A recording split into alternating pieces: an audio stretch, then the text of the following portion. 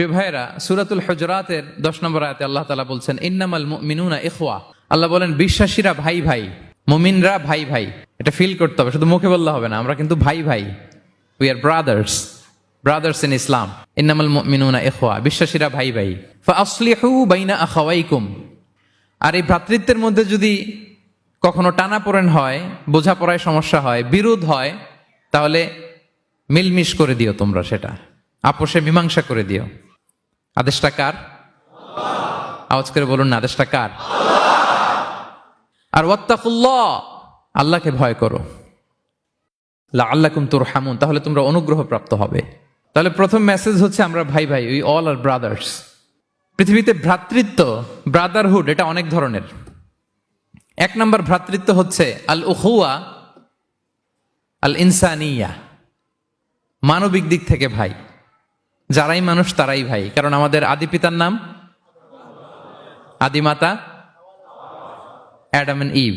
We came from the very same source, same origin. একটা জায়গা থেকে আসছে। সবার বাপ যদি একজন হয়, সবার মা যদি একজন হয়, তো আমরা সবাই কি? সুবহানাল্লাহ পড়বেন না? তাহলে ভ্রাতৃত্বের একটা রূপ হচ্ছে আল উখুয়া আল ইনসানিয়া, মানবিক দিক থেকে ভাই। সেই হিসেবে হিন্দু আমার ভাই, খ্রিস্টানও আমার ভাই, বৌদ্ধ আমার ভাই, নাস্তিক আস্তিক সবাই আমার ভাই।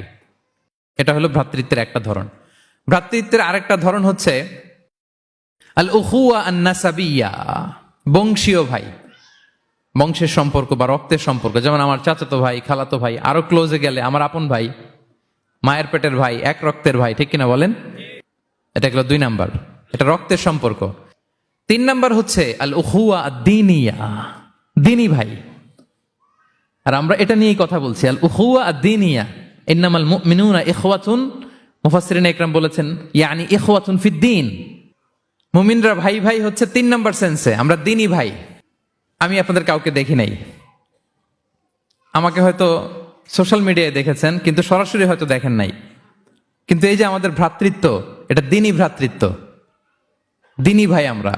আমরা কি ভাই? এবং ইন্টারেস্টিংলি এই দ্বীনি ভাই বা দ্বীনি ভ্রাতৃত্ব আগের 2টার চেয়েও মজবুত। কখনো কখনো এটা রক্তের সম্পর্ককেও ছাড়িয়ে যায়। সুবহানাল্লাহ পড়েন। বদরের যুদ্ধে এই পাশে কুরাইশরা মানে মুশরিকরা, এই পাশে মুমিনরা। এমনও হয়েছে রাসূল সাল্লাল্লাহু আলাইহি ওয়াসাল্লামের পক্ষে মুমিনদের ওখানে এক ভাই, আর আবু জাহেলের সাথে আরেক ভাই, দ্বন্দ্ব সংঘাত। এই ভাই ওই ভাইকে হত্যা করেছে দ্বীনের কারণে। তার মানে দ্বীনি ভ্রাতৃত্ব এটা এত মজবুত, এটা মাঝে মাঝে রক্তের সম্পর্ককেও ছাড়িয়ে ছাপিয়ে উপরে উঠে যায়। আল্লাহু আকবার। এবং আমাদের দৃষ্টান্ত দিয়েছেন বিষ্ণু ইসা ইসলাম। তিনি বলেছেন তোমরা সবাই দ্বীনি ভাইয়েরা, সবাই মিলে এক দেহ এক প্রাণ। বিষ্ণুই বলেন মাসালুল মুমিনিনা ফি তাওয়াদ্দিহিম ওয়া তারাহুমিহিম ওয়া তাআতুফিহিম মাসালুল জাসাদ। মুমিনদের ভালোবাসা সম্পর্ক, এটার দৃষ্টান্ত হচ্ছে, পারস্পরিক ভালোবাসা সম্পর্ক হচ্ছে কামাসালিল জাসাদ, এটা একটা দেহের মতো। আমরা সবাই মিলে এক দেহ।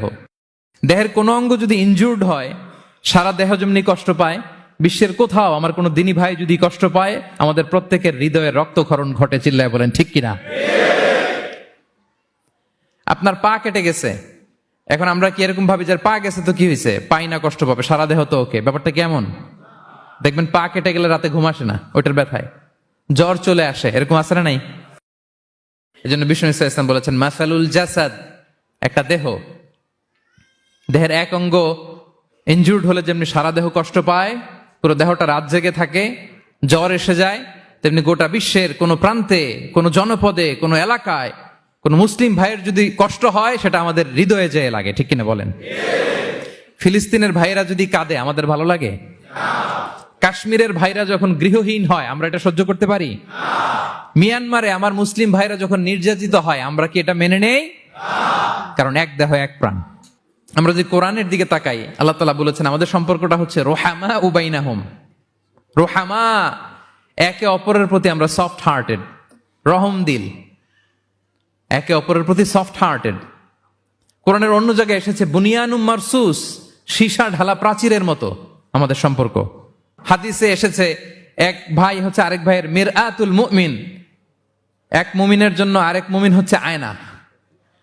আয়নার সামনে দাঁড়ালে দেখা যায় যে আমার এখানে একটা দাগ, তারপর আয়নার সামনে দাঁড়ালে আমাকে ঠিক করে নেওয়া যায়, গুছিয়ে নেওয়া যায়। তার মানে আমার সমস্যা, আমার ভুল, আমার খুঁত, আমার স্পট, এটা আয়না বলে দেয়। মুমিনরাও এরকম, এক ভাই আরেক ভাইকে সংশোধন করে দেয়। সুবহানাল্লাহ পড়েন। এবং কোরআন কখনো কখনো